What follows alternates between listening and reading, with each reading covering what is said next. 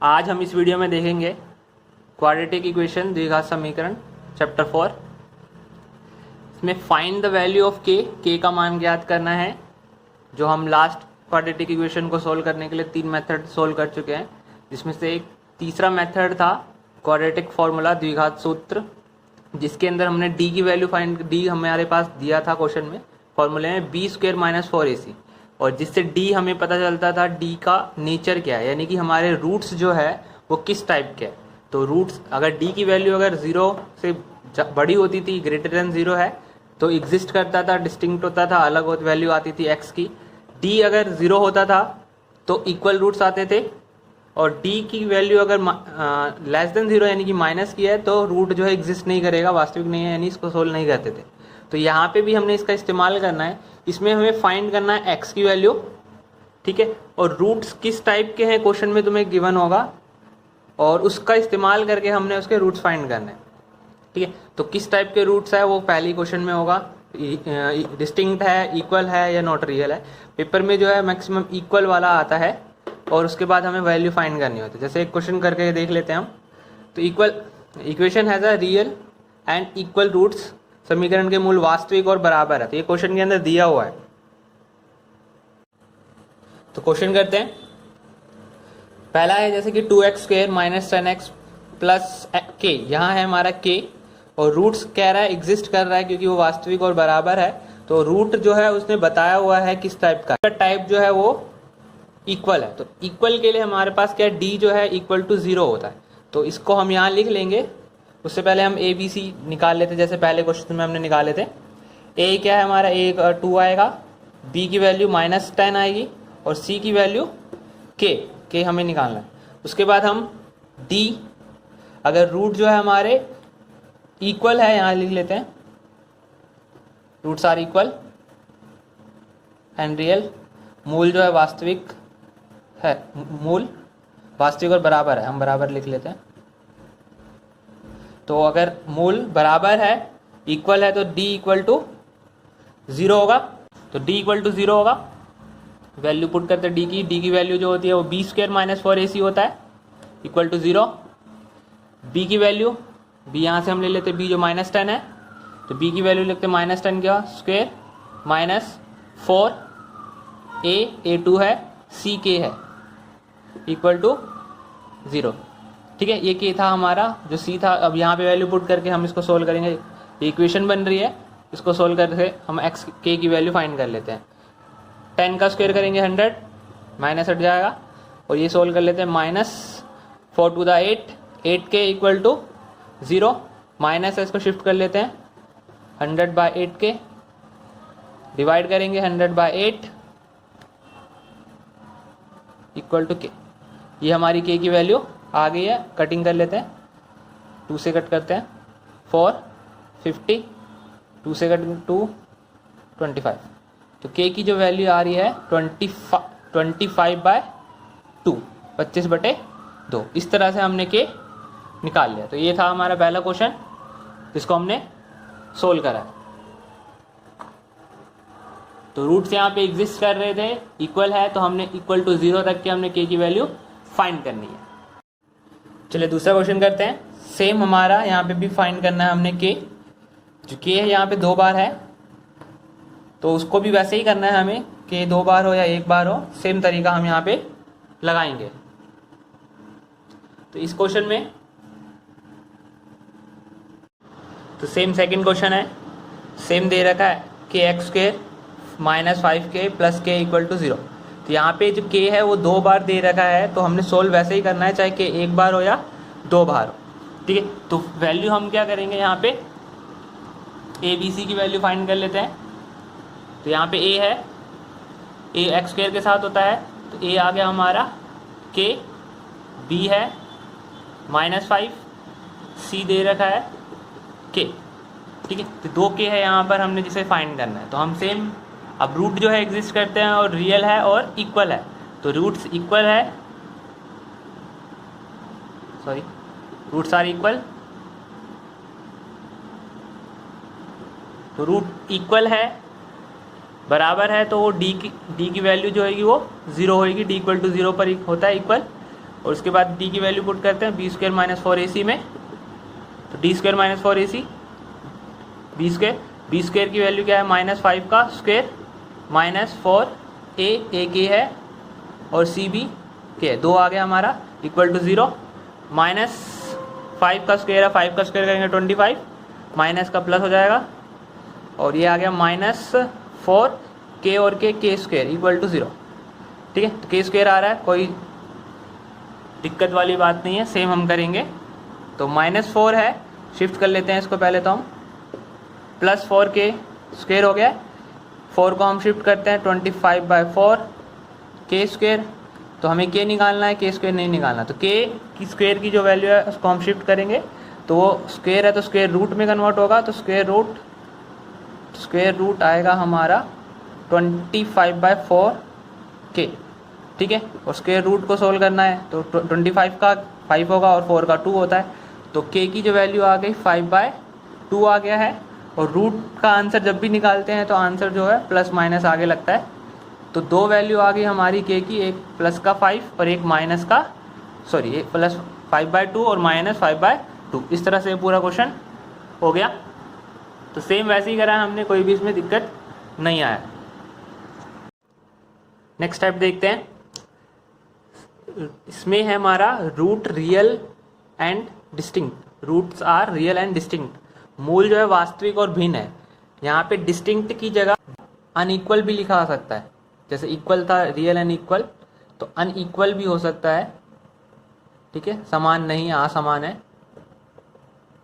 ठीक है, बराबर है, समान है असमान है, तो भिन्न असमान, डिस्टिंक्ट अनइक्वल सेम है, तो डिस्टिंक्ट वाला हमने लगाना है। डिस्टिंक्ट में क्या है, डी की वैल्यू जो है वो ग्रेटर देन 0 होती है, तो ये नहीं इक्वल टू 0 नहीं है, ग्रेटर देन 0 है, तो डी के लिए हम ए बी सी फाइंड कर लेते हैं। ए इक्वेशन के अंदर अगर करते हैं कंपेयर, तो ए आ गया हमारा 1, बी है -4, सी के।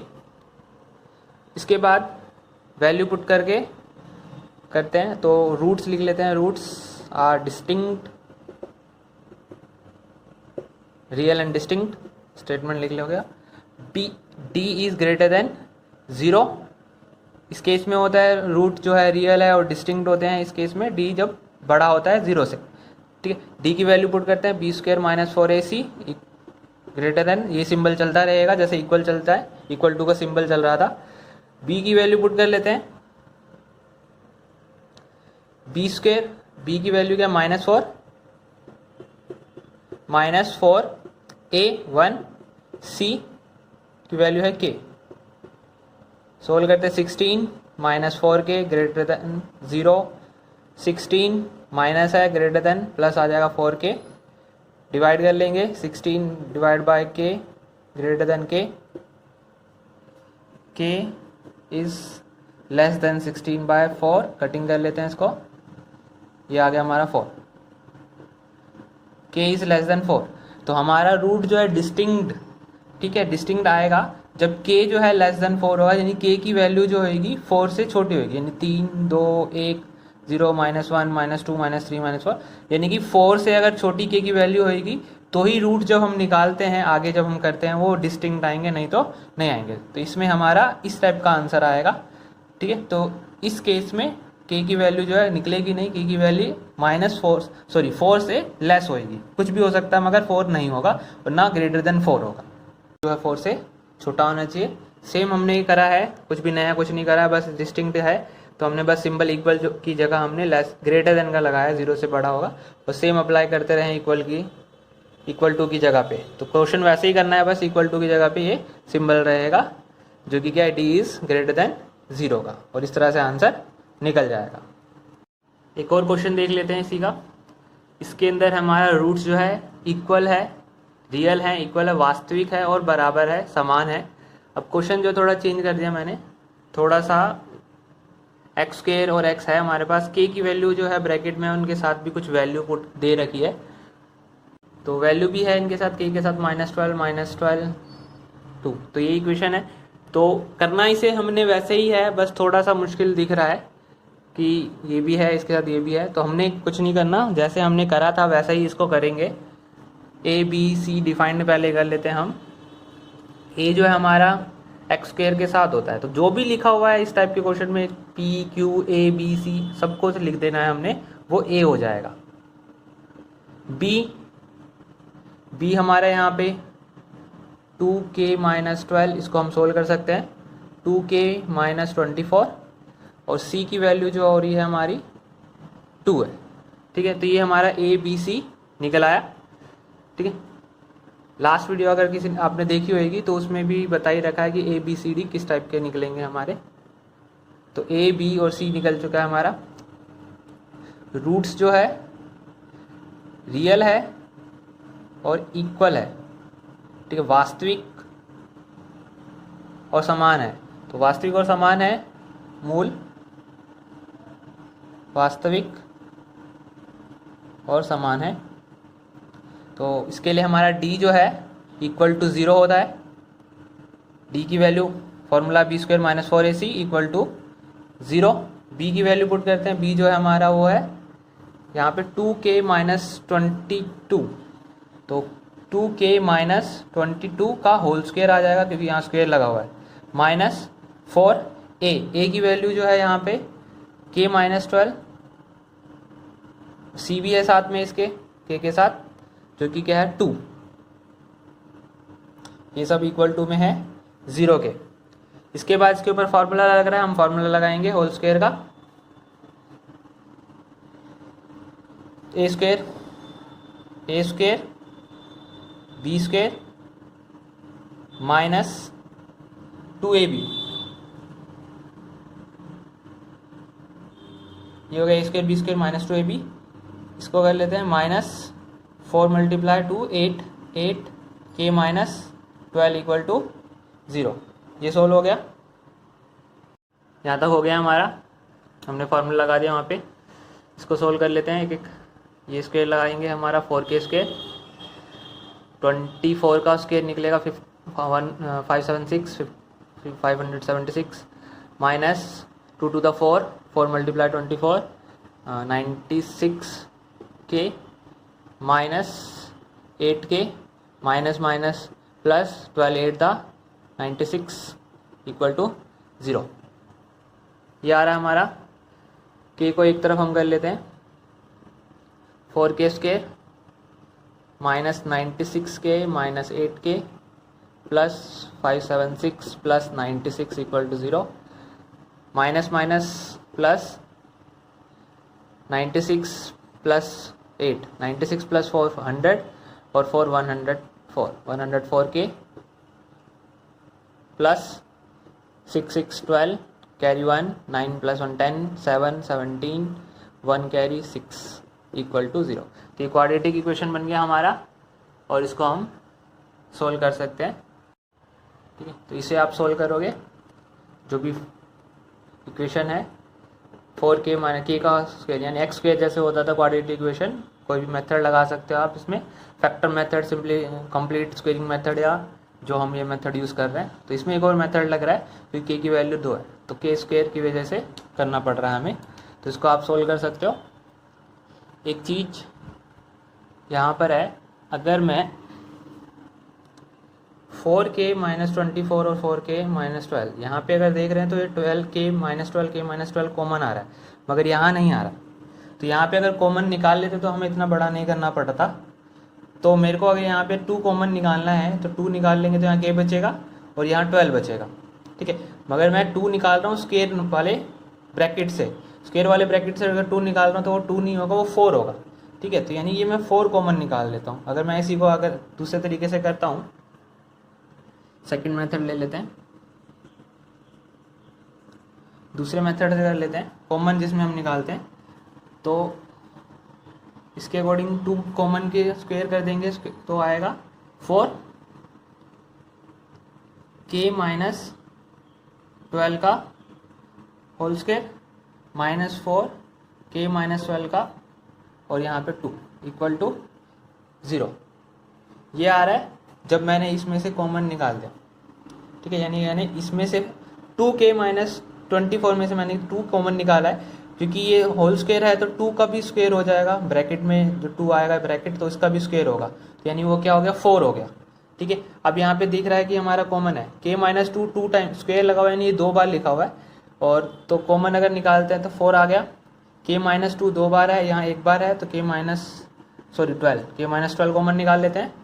तो यहाँ पे हमारा बच रहा है एक k माइनस 12, यहाँ पे -4, ये पूरा हम कॉमन निकाल चुके हैं। यहाँ बच रहा है माइनस का 2 इक्वल टू 0, ये हमारा कॉमन आ रहा है। इसको सोल्व करते हैं। 4 k minus 12 k minus minus minus plus 14 equal to 0। तो k माइनस 12 k माइनस 14 ये हमारा आ रहा है, ठीक है। तो इसमें हम देख रहे हैं 3 फैक्टर है हमारे पास,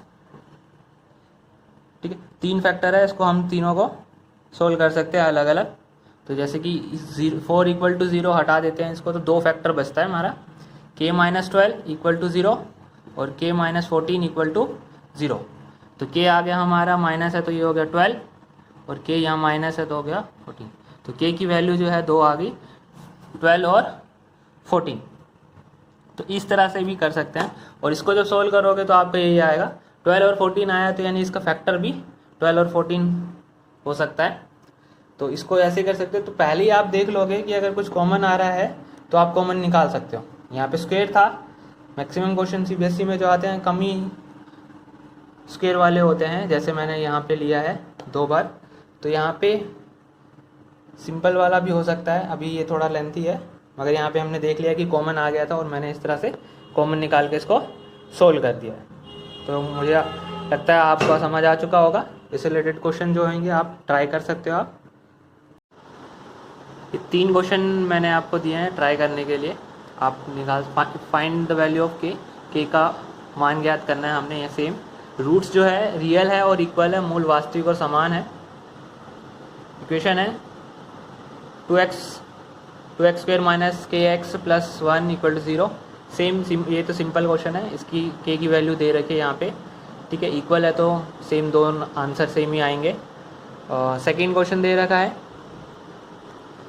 ये इसके अंदर हमारा जो है ब्रैकेट में k दे रखे हैं, तो यहाँ पे 2 लगा हुआ है, इसको मल्टीप्लाई करके आप a b c निकाल के k की वैल्यू फाइंड कर सकते हैं।